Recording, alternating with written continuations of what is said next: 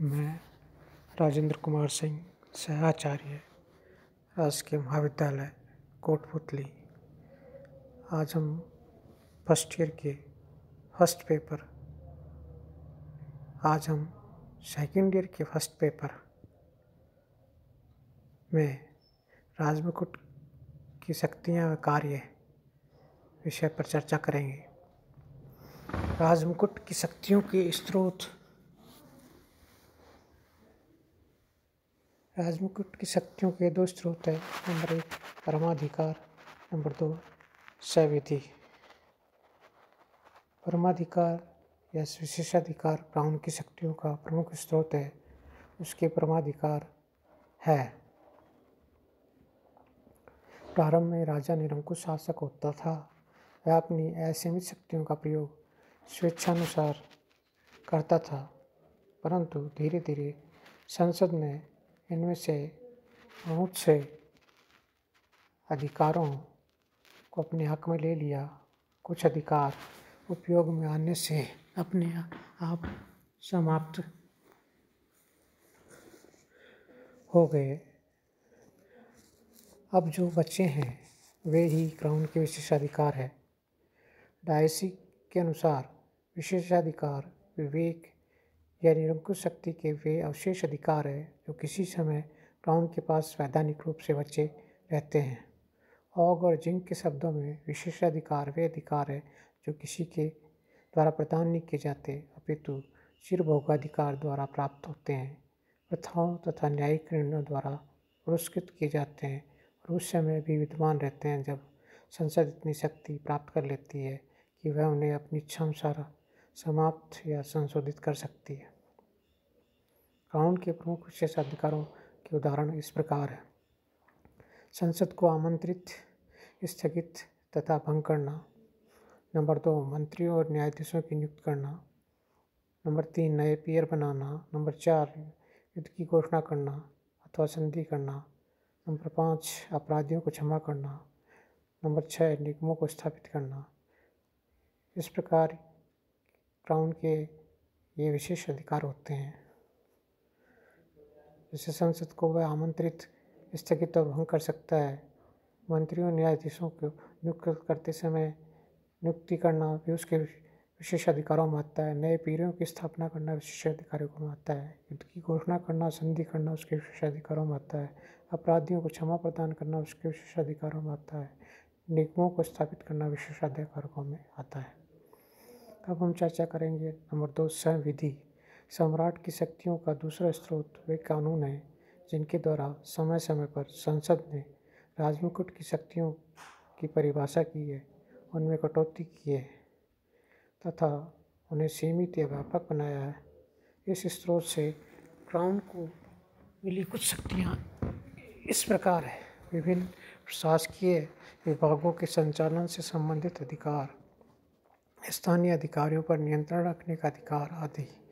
प्रत्यायोजित विधि निर्माण के फलस्वरूप इस स्रोत की महत्ता और भी बढ़ गई है। राजमुकुट की वर्तमान शक्तियों को 4 भागों में बांटा जा सकता है। नंबर 1 कार्यकारिणी शक्तियाँ, नंबर 2 विधायी शक्तियाँ, नंबर 3 न्यायिक शक्तियाँ और नंबर 4 धार्मिक शक्तियाँ। नंबर 1 राजमुकुट की कार्यकारिणी शक्तियाँ। क्राउन इंग्लैंड की सर्वोच्च कार्यपालिका है। वह राज्याध्यक्ष है। देश का समस्त शासन उसी के नाम पर चलता है। उसके कार्यपालिका संबंधी अधिकार निम्नलिखित है। वह समस्त राष्ट्रीय विधियों का पालन करवाता है। वह प्रधानमंत्री की नियुक्ति करता है। उसकी सलाह से ही अन्य मंत्रियों की नियुक्ति करता है। वह अन्य उच्च प्रशासकीय अधिकारियों तथा न्यायाधीशों की भी नियुक्ति करता है। वह न्यायाधीशों को छोड़कर अन्य अधिकारियों को अपने पद से हटा सकता है। वह सेना का प्रधान माना जाता है। वह जल, थल और नभ सेना के अधिकारियों की नियुक्ति करता है। वह शासन पर नियंत्रण रखता है। देश का समस्त शासन उसी के नाम पर संचालित किया जाता है।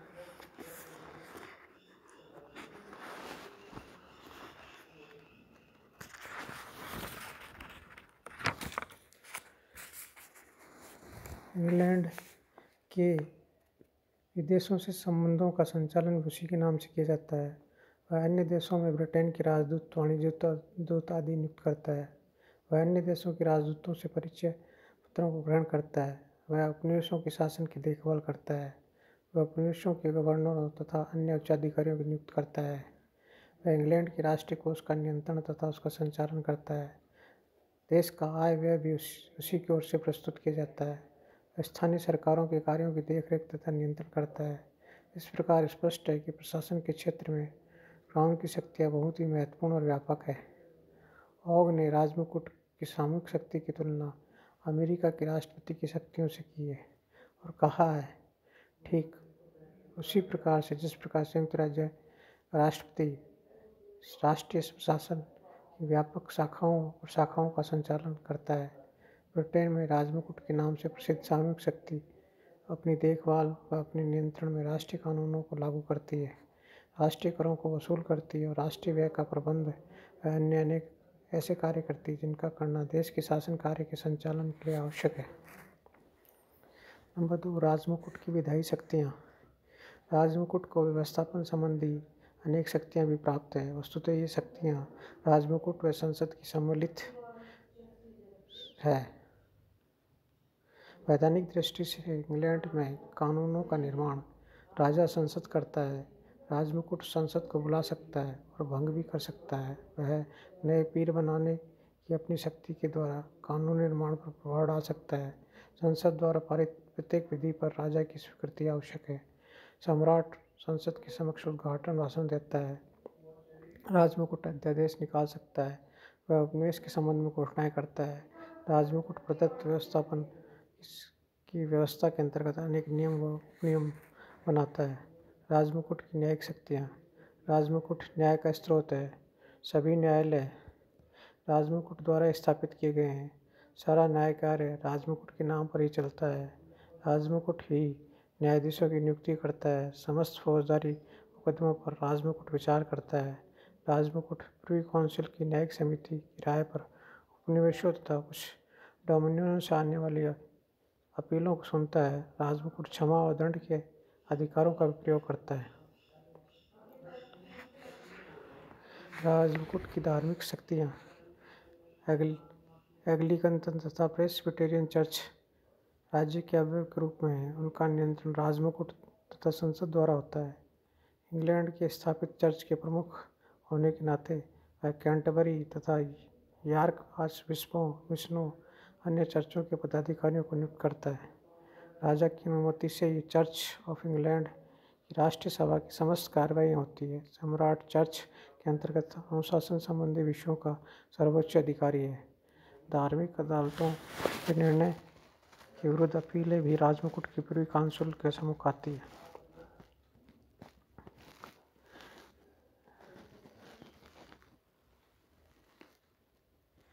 उपाधि संबंधी शक्तियाँ। क्राउन को सम्मान का स्रोत माना जाता है। वह सार्वजनिक सम्मान उपाधियाँ प्रदान करता है। वह उपाधियाँ वर्ष में 2 बार विशेष सेवा के लिए प्रदान की जाती है।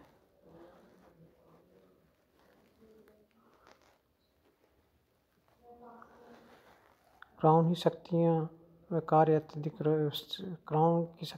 अत्यधिक विस्तृत रहे। प्राचीन काल में ये समस्त कार्य सम्राट स्वयं करता था, किंतु अब इनको राजमुकुट करता है। आज क्राउन की शक्तियों का प्रयोग मंत्रियों प्रिवी काउंसिल द्वारा किया जाता है। राजमुकुट की शक्तियों का किस प्रकार प्रयोग होता है? राजमुकुट की शक्तियों के विवेचन से यह प्रतीत होता है कि मानो इंग्लैंड में आज भी अधिनायक तत्व है, किंतु व्यवहार में स्थिति भिन्न है। राजमुकुट की जितनी भी शक्तियाँ हैं उनका प्रयोग राजा नहीं करता, अपितु संसद और मंत्रिमंडल ही करता है। इन सब शक्तियों का प्रयोग राजा के नाम से ही संसद को विश्वास में लेकर मंत्रिमंडल करता है। इस प्रकार व्यवहार में राजा, मंत्री और संसद तीनों मिलकर राजमुकुट की शक्तियों का प्रयोग करते हैं। अतः यह कहना सर्वथा उचित है कि यदि राजा की शक्ति कम हुई तो राजमुकुट की शक्ति बढ़ी है। शासन में राजा या रानी की वास्तविक स्थिति। यह व्यक्ति जो ब्रिटेन में बकिंघम पैलेस के स्वामी के रूप में रहता है, जिसके नाम से इंग्लैंड में सारा शासन चलता है, वहाँ का राजा या रानी है। वह एक व्यक्ति है जो कभी भी मर सकता है। शासन तो केवल उसके नाम से होता है, वह स्वयं तो कुछ नहीं करता। वह राजमुकुट क्राउन से भिन्न है। राजा और रानी ब्रिटेन के केवल नामात्र के शासक हैं। उनके नाम से ही शासन चलता अवश्य है, परंतु उनकी वास्तविक शक्तियाँ कुछ भी नहीं है। राजा रानी तो केवल स्वर्णिम शून्य है, मंत्रिपरिषद की प्रत्येक सलाह मानने के लिए विवश है। फाइनर के शब्दों में विशाल गगनचुंबी तथा वैभवपूर्ण अट्टालिका है जिसके अंदर राजनीतिक शक्ति का शून्य है। राजा की वास्तविक स्थिति का अध्ययन निम्न शीर्षकों के द्वारा किया जा सकता है। राजा कोई गलती नहीं कर सकता। सम्राट स्वर्णिम शून्य है। सम्राट राज्य करता है, शासन नहीं। सम्राट की गति में विशेषाधिकार है। सम्राट शासन को प्रभावित कर सकता है। सम्राट कोई गलती नहीं कर सकता है। इस कथन का प्रयोग इस अर्थ में किया जाता है कि सम्राट को किसी कार्य के लिए दोषी नहीं ठहराया जा सकता। इस सूत्र के कई अर्थ निकालते हैं। राजा को उन्मुक्तियाँ प्राप्त है। राजा कोई गलती नहीं करता। इसका कारण है कि राजा को कुछ उन्मुक्तियाँ प्राप्त है। यदि वह कोई अपराध भी कर देता है तो उस पर किसी प्रकार का कोई अभियोग नहीं चलाया जा सकता है। वह न्यायालयों के क्षेत्र से उन्मुक्त है, उसे कानून से ऊपर माना गया है। नंबर 2, व्यवहार में राजा कोई कार्य नहीं करता। राजा कोई गलती नहीं करता क्योंकि व्यवहार में वह कोई कार्य नहीं करता। जो व्यक्ति कोई कार्य नहीं करता वह गलती कर ही नहीं सकता। ब्रिटिश शासन प्रणाली में राजा ध्वज मात्र देश का प्रधान है। राजा से त्रुटि होने की आशंका नहीं है। इस कारण एक बार चार्ल्स द्वितीय के शयन कक्ष के द्वार पर एक दरबारी ने निम्नलिखित पंक्तियाँ लिख दी। यहाँ सोते हैं सम्राट, हमारे अधिराज विश्वास नहीं करता, इनकी बातों का कोई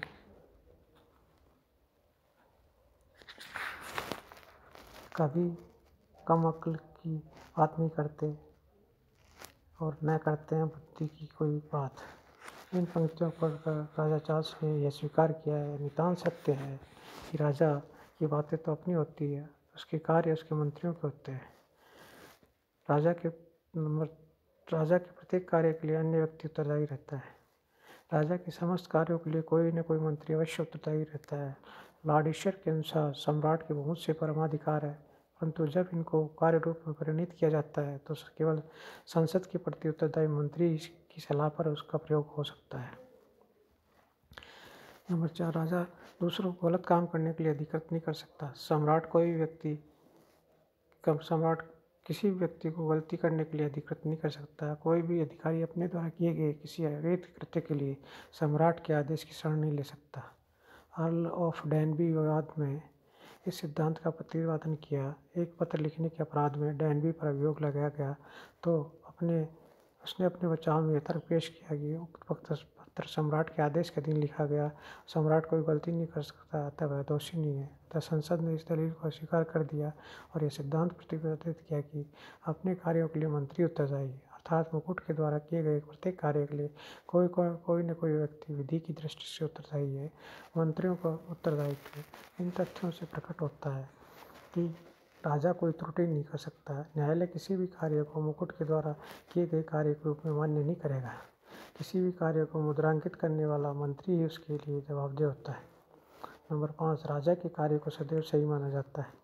इंग्लैंड में राजा के पद को प्रतिष्ठा और गरिमा से युक्त माना जाता है। ऐसी स्थिति में यदि वह गलती कर भी ले तो उसे गलती नहीं माना जाता। राजा के कार्य को सदैव सही माना जाता है। सम्राट स्वर्णिम शून्य है। इंग्लैंड का राजा अब अपने देश की वैधानिक व्यवस्थाओं में सक्रिय भाग नहीं लेता। वह केवल वैधानिक शासक, राज्य का नामात्र का प्रधान है। वह राज्य का प्रतीक है। समस्त कार्य मंत्रिमंडल करता है। मंत्रिमंडल की इच्छा के बिना राजा कुछ भी नहीं कर सकता है। राजा रबड़ की मोहर के समान है अथवा एक हस्ताक्षर करने वाली मशीन है।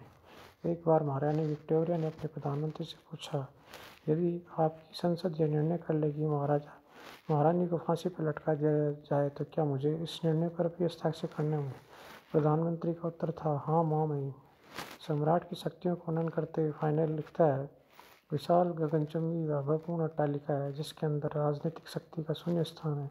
संक्षेप में व्यक्तिगत स्थिति में आज सम्राट नगण्य है। उसकी सिर्फ सैद्धांतिक और ऐतिहासिक महत्ता रह गई है। सम्राट राज करता है, शासन नहीं। सम्राट राज करता है, शासन नहीं। इससे तात्पर्य है कि सम्राट सार्वजनिक कार्यों के लिए किसी भी प्रत्यक्ष और क्रियात्मक नियंत्रण का उपयोग नहीं करता। शासन संबंधी समस्त कार्य मंत्रिमंडल करता है क्योंकि वह संसद के प्रति उत्तरदायी है। सम्राट राज्य का प्रधान मात्र है। वह कुछ औपचारिक कार्य करता है। वह गरिमा और प्रतिष्ठा के शान शौकत और वैभव के कार्य करता है। वह विभिन्न राष्ट्रीय और अंतर्राष्ट्रीय सम्मेलनों का गरिमा में उद्घाटन करता है। उसके राजप्रसाद में दर्शनार्थियों की भीड़ लगी रहती है। उसकी इस गरिमा, इसी शान, इसी वैभव के कारण कहा जा सकता है कि इंग्लैंड में राजा राज करता है, परंतु इसके आगे और कुछ नहीं, क्योंकि वह शासन नहीं करता है, शासन तो मंत्रिपरिषद करती है। नंबर 4, सम्राट के विशेष अधिकार। शासन संबंधी कार्य करने की स्वतंत्रता राजा को नहीं है, फिर भी अपने विशेषाधिकारों के क्षेत्र में अपने विवेक द्वारा वह कुछ भी कर सकता है। राजा को निम्नलिखित विशेषाधिकार प्राप्त है। प्रधानमंत्री और मंत्रिमंडल के चयन का विशेषाधिकार। प्रधानमंत्री के चयन के संबंध में साधारणतः राजा विवेक से काम नहीं कर सकता है। इस प्रथा का कारण प्रधानमंत्री लोक सदन में बहुमत दल का नेता होगा, राजा का विशेषाधिकार नगण्य हो जाता है। फिर भी जब किसी दल का स्पष्ट बहुमत न हो तो वह सर्वमान्य नेता न हो तो कई लोग प्रधानमंत्री पद के प्रत्याशी हो तो राजा को सविवेक से काम करने का मौका मिल जाता है। जिससे 1894 में विक्टोरिया ने रोजबरी को प्रधानमंत्री बनाया था। उस समय इस पद के अनेक प्रत्याशी थे। सन 1931 में आर्थर हंडरसन लोक सदन में बहुमत दल का नेता चुने जाने पर भी राजा ने मैकडॉनल्ड को संयुक्त सरकार का प्रमुख नियुक्त कर दिया। लास्किनी से राजमहल की क्रांति का कराव था। लॉर्ड बनाने का विशेषाधिकार। यदि लॉर्ड सभा लोक सदन द्वारा पारित विधेयक का विरोध करे तो प्रधानमंत्री राजा से नवीन लॉर्ड नियुक्त करने को कह सकता है, परंतु यदि ऐसा न करना चाहे तो प्रधानमंत्री से कह सकता है कि विधेयक को विषय बनाकर पुनः आम चुनाव करवाया जाए। सन 1910 में जॉर्ज पंचम ने ऐसे किया। 1911 और 1949 के संसदीय कानून के पारित हो जाने के कारण अब विशेषाधिकार महत्वपूर्ण नहीं रहा।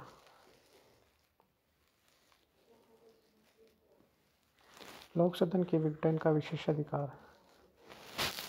यदि प्रधानमंत्री राजा से लोक सदन को भंग करने की प्रार्थना करे तो राजा प्रधानमंत्री की प्रार्थना पर कम से कम एक बार तो लोक सदन को भंग कर ही देता है।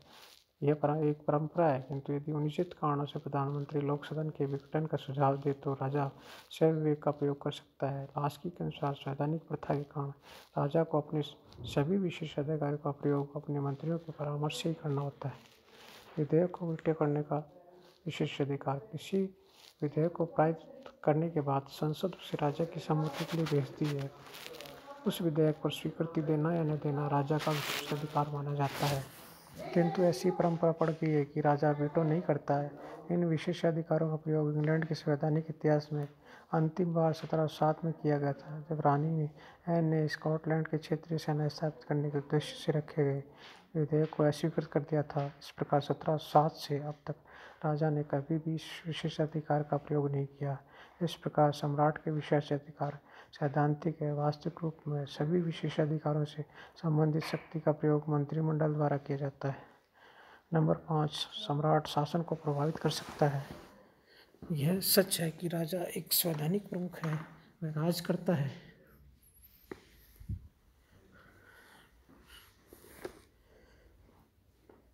वह शासन नहीं करता।